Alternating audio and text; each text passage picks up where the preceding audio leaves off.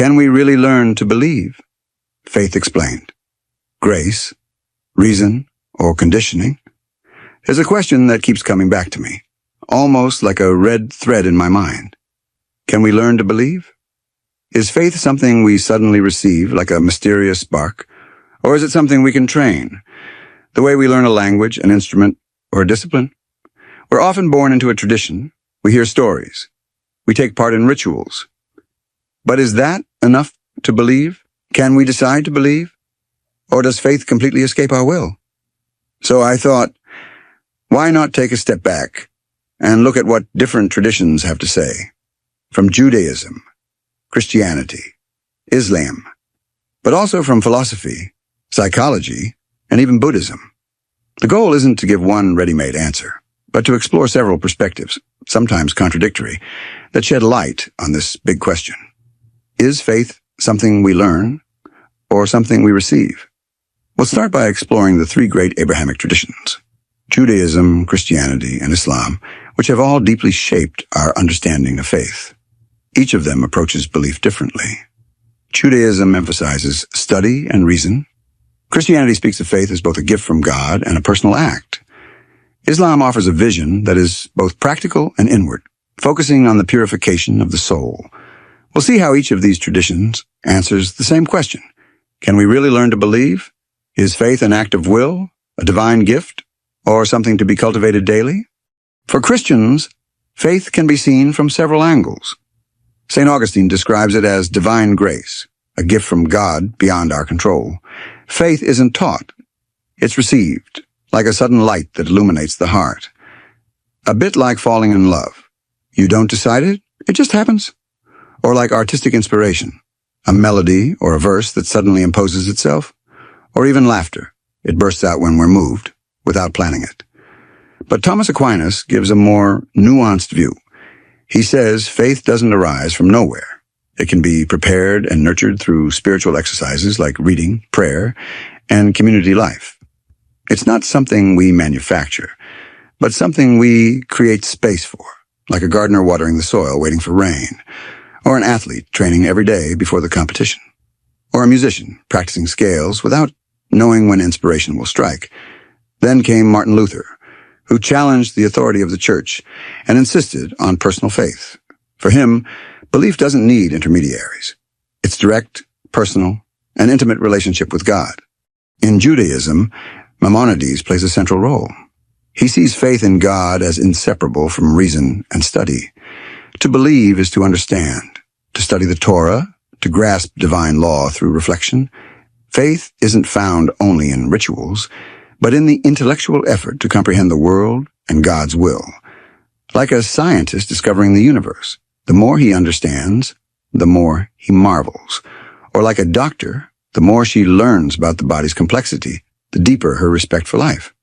But there's also Hasidism, a movement founded by the Baal Shem Tov, which gives a more mystical reading. Here, faith is not about reasoning or study, but about a direct union with God, an inner experience accessible to everyone, even the simplest soul.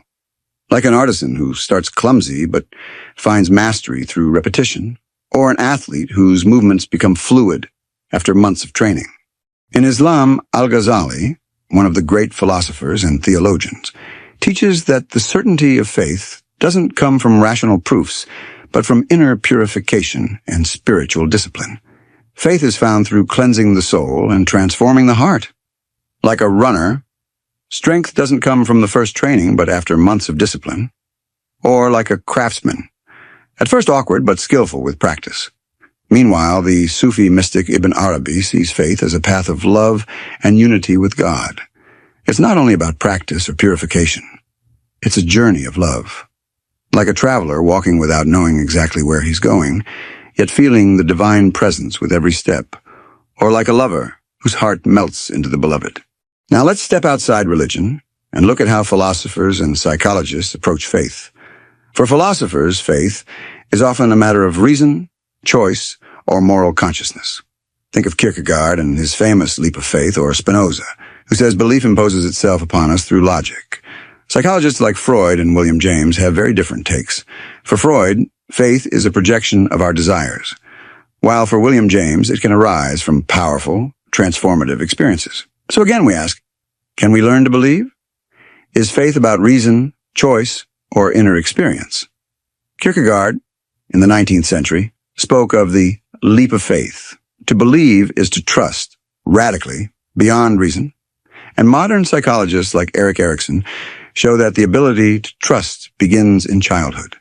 Faith becomes an extension of our human capacity to trust, like a child holding a parent's hand across the street, or a climber trusting the rope before leaping into the void, or a passenger boarding a plane, trusting a pilot they've never met. William James, the American philosopher and psychologist, explains that faith can arise from intense experiences, a conversion, a vision, a feeling of unity. These moments can't be taught, but we can learn to recognize and welcome them, like a breathtaking landscape that makes us feel part of something greater, or a piece of music that moves us to tears for no reason, or a chance encounter that changes our life forever. Spinoza takes it even further. For him, belief isn't a choice. When something appears true to us, we simply believe it, automatically.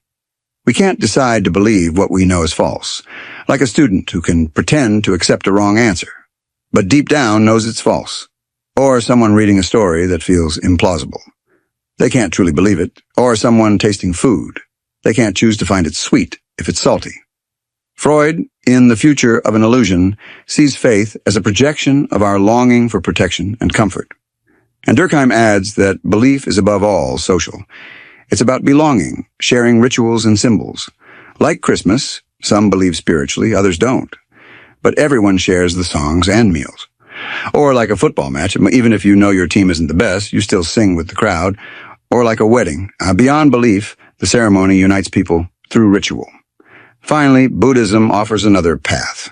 The Buddha said, "Do not believe my words just because I say them. Test them for yourself." Here, faith isn't an end, it's a starting point. You first trust the teaching, and then verify it through experience. To believe is to practice. Like learning to meditate, you follow instructions, and only through practice do you see results.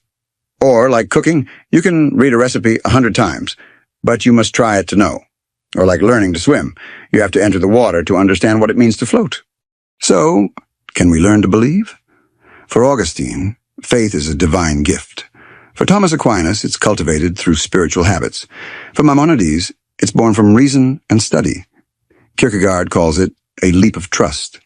Al-Ghazali says it comes from inner purification. Spinoza claims belief follows naturally from what we perceive as true. Freud and Durkheim remind us it's deeply human and social. And Buddhism invites us to experience before believing blindly. In the end, faith may not be about certainty, but about daring to walk forward. Like a traveler who doesn't know what he'll find, but learns to see the landscape by walking. Or like learning an instrument. It's hard at first, but through practice, the music comes alive. So, what do you think? Can faith be learned? Or is it only received through grace? Tell me in the comments. I'll read your thoughts carefully. And if you enjoy these kinds of reflections, don't forget to subscribe. More episodes are coming soon.